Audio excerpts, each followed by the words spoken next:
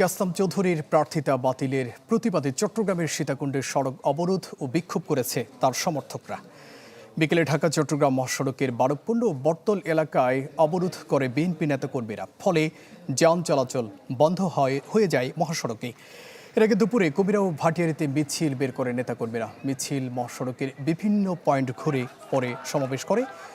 এতে দলটির নেতাকর্মীরা বলেন, কাসেম চৌধুরী গণমানুষের নেতা, তাকে সীতাকুণ্ডের মানুষ রায় দিয়ে জনপ্রতিনিধি করেছে, তাই মানুষের সেবা করতে তার প্রার্থিতা ফিরিয়ে দেওয়ার দাবি জানান নেতাকর্মীরা।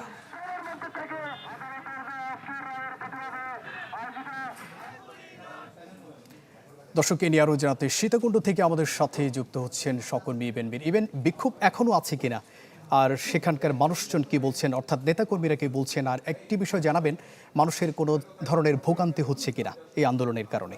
ইবেন।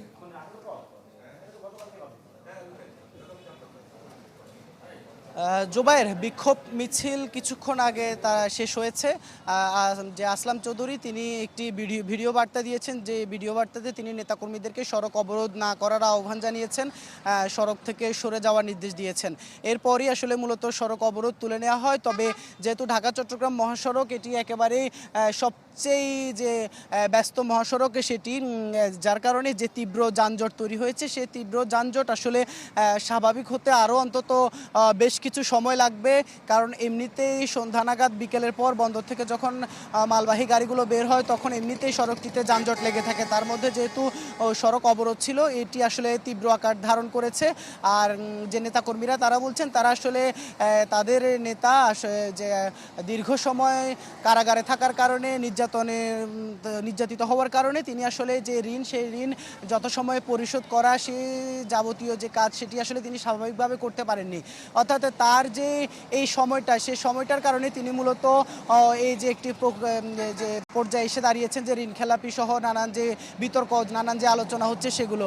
অর্থাৎ তারা বলছেন, তারা আসলে জনগণের ভোটে তিনি নির্বাচিত হয়েছেন, যার কারণে তারা তাকে জনপ্রতিনিধি হিসেবে চান।